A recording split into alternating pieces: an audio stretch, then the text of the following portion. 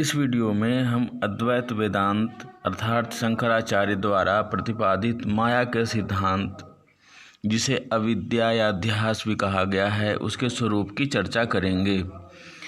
अद्वैत वेदांत का सार एक ही श्लोक में व्यक्त किया जाता है, वह है ब्रह्म सत्यम जगन मिथ्या जीवो ब्रह्म है व नापरः, अर्थात ब्रह्म ही सत्य है और यह जगत मिथ्या है।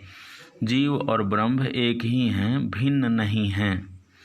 ब्रह्म और आत्मा एक हैं, दोनों परम तत्व के पर्याय हैं। जगत प्रपंच माया की प्रतीति है, विवर्त है। जीव और जगत दोनों मायाकृत हैं। जिस प्रकार रस्सी भ्रम में सर्प के रूप में दिखाई देती है, उसी प्रकार रस्सी का ज्ञान हो जाने पर सर्प का ज्ञान समाप्त हो जाता है। उसी प्रकार ब्रह्म अविद्या या माया के कारण जीव जगत प्रपंच के रूप में प्रतीत होता है और निर्विकल्पक अपरोक्ष ज्ञान द्वारा ब्रह्मानुभव होने पर जीव जगत प्रपंच का बाध हो जाता है और यही मोक्ष या आत्मस्वरूप का ज्ञान है। अतः यहाँ माया या विद्या अज्ञान, अध्यास, अध्यारोप, विवर्त, भ्रांति, भ्रम, सत असत, अनिर्वचनीय के रूप में व्याख्यायित किया गया है। इनमें माया, अविद्या, अज्ञान, अध्यास और विवर्त शब्द पर्यायार्थक रूप में प्रयुक्त होते हैं। यहाँ शंकराचार्य के अनुसार माया या विद्या की कुछ विशेषताएं हैं जो इस प्रकार हैं। इनके अनुसार माया सांख्य की प्रकृति के समान है, अर्थात वह भौतिक है और जड़ है, किंतु सांख्य की प्रकृति के विपरीत न तो सत्य है और न स्वतंत्र है। माया ब्रह्म की अभिन्न शक्ति है और यह ब्रह्म पर आश्रित है और उससे अपृथक है। इसे ब्रह्म से अनन्य कहा जाता है। वस्तुतः माया और ब्रह्म में कोई संबंध नहीं हो सकता, न भेद का, न भेद का, न भेद और अभेद का, और न ही इससे अलग। इसका संबंध बस प्रातीतिक संबंध है जो तादात्म्य नाम दिया जाता है। ब्रह्म माया अनादि है, अर्थात कब से है इसकी कोई समय निर्धारण नहीं है, कोई काल निर्धारण संभव नहीं है। यह प्रारंभ से है, बस यही कहा जा सकता है। माया भाव रूप है किंतु सत्य नहीं है। यह बतलाने के लिए माया केवल अभाव रूप नहीं है, इसे अभाव रूप कहा जाता है। माया अभाव रूप भी है और भाव रूप भी। इसका अभाव पक्ष आवरण कहलाता है, जो तत्व को आवृत कर देता है, उस पर पर्दा डाल देता है, उसके स्वरूप को तिरोहित कर लेता है, जिससे तत्व का ज्ञान नहीं हो पाता। इसका भाव पक्ष विक्षेप कहलाता है, जो तत्व पर किसी अन्य वस्तु का आरोप कर देता है, जिससे उस तत्व की अन्यथा प्रतीति होने लगती है। अतः वस्तुतः माया न भाव है और न भाव है। भाव यह आवरण और विक्षेप एक तरह की उसकी शक्तियां हैं, बस। माया सत और असत से अनिर्वचनीय है या भाव अभाव विलक्षण है। माया सत्य नहीं है क्योंकि वह ब्रह्म से भिन्न इसकी कोई सत्ता नहीं है और यह इसका ज्ञान होने पर बाध हो जाता है। यह सत्य भी नहीं है क्योंकि यह ब्रह्म पर जगत प्रपंच का आरोप करती है। यह सत्य नहीं है क्योंकि अधिष्ठान के ज्ञान से इसका बाध हो जाता है। अतः यह सत्य भी नहीं है क्योंकि इसकी प्रतीति होती है। अतः यह सत्य और असत दोनों भी नहीं है, क्योंकि सत्य और असत प्रकाश और अंधकार के समान एक साथ नहीं रह सकते। माया अध्यास है, यह भ्रांति या भ्रम है। यह किसी वस्तु पर किसी अन्य वस्तु का अध्यास, आरोप या विक्षेप करती है। यह मिथ्या ज्ञान या अन्यथा ज्ञान है, जैसे रज्जु सर्प का या सुक्ति रजत का ज्ञान।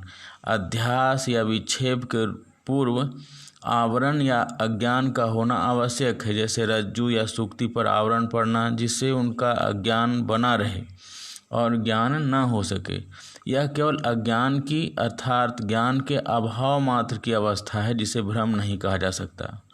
भ्रम अध्यास या विक्षेप है, जिससे किसी वस्तु पर किसी अन्य वस्तु का आरोप हो सके और उस वस्तु का मिथ्या ज्ञान या अन्यथा ज्ञान हो। भ्रम अध्यास या मिथ्या ज्ञान है।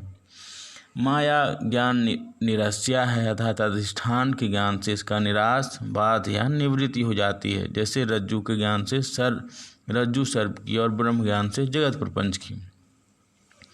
माया विवर्त है, यह आभास मात्र है। रज्जु ब्रह्म में भी सर्प के रूप में परिवर्तित नहीं होती, ब्रह्म जगत प्रपंच के रूप में परिवर्तित नहीं होता, केवल प्रतीति मात्र होती है। अतः माया की प्रतीतिक अर्थात व्यावहारिक या प्रातिभाषिक सत्ता है, जगत प्रपंच की व्यावहारिक और रज्जु सर्प की प्रातिभाषिक। रज्जु सर्प आदि की व्यक्तिगत भ्रम को, जिसका बाध लौकिक ज्ञान से व्यवहार से हो सके, प्रतिभास कहते हैं, तथा इस जागतिक विराट भ्रम को, इस लोक व्यवहार को, जिसका बाध ब्रह्म ज्ञान से परमार्थ से हो सके, व्यवहार कहते हैं। माया का आश्रय और विषय ब्रह्म ही है। यद्यपि ब्रह्म माया से सर्वथा और सर्वदा अलिप्त है, जिस प्रकार आकाश तल मलिनता से या रज्जु सर्प से अलिप्त है, अधिष्ठान कभी अध्यस्त और पदार्थ से कलुषित नहीं हो सकता, इस तरह माया का आश्रय और विषय ब्रह्म ही है, परंतु यह वास्तव में ब्रह्म में नहीं रहता। अब यह माया के स्वरूप की विवेचना है। अद्वैत वेदांत में चूँकि माया को अध्यास कहा गया है, अतः अध्यास के यहाँ 3 लक्षण भी बताए गए हैं वस्तुतः, लेकिन इनमें कोई तात्विक भेद नहीं है। प्रथम लक्षण के अनुसार अध्यास स्मृति रूप परत्र पूर्व दृष्टावभास है, अर्थात अध्यास अवभास है, अर्थात निराश योग्य है, जो अभी भाषित हो रहा है किंतु बाद में यह बाधित हो जाएगा। वह अवभास पूर्व दृष्ट का, अर्थात उस वस्तु का है जो पूर्व काल में देखी गई थी किंतु अभी नहीं है। यह अवभास स्मृति रूप है, अर्थात स्मृति तो नहीं है किंतु स्मृति के समान रूप वाला है, अर्थात जिस प्रकार स्मृति संस्कार जन्य है, उसी प्रकार यह अवभास भी संस्कार जन्य होता है। यह अवभास परत्र अर्थात अपने अधिकरण में है, जो यहाँ इस समय उपस्थित है।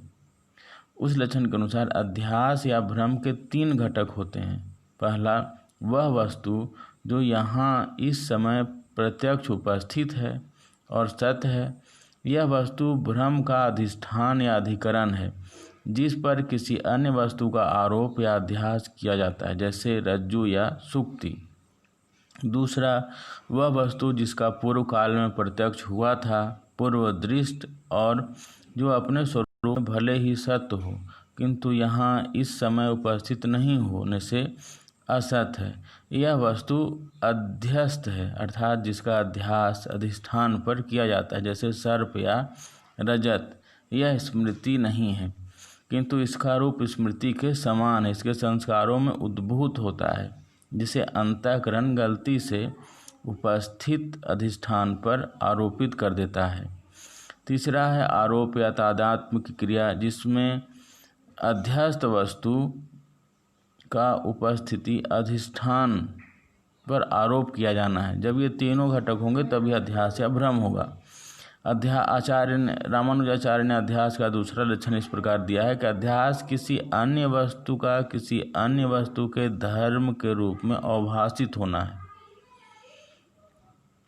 अन्यस्य अन्य धर्मावभासता अवभासः। प्रत्येक वस्तु में द्रव्यांश और धर्मांश दोनों होते हैं। एक वस्तु के द्रव्य पर किसी अन्य वस्तु के धर्म को आरोपित करना अध्यास है, जैसे रज्जु या सुक्ति के द्रव्यांश पर सर्पत्व या रजत्व धर्म का आरोप। तृतीय लक्षण है अध्यास अतत में तद्बुद्धि है, अर्थात अतस्मिन् तद्बुद्धि। इसके अनुसार अध्यास किसी वस्तु का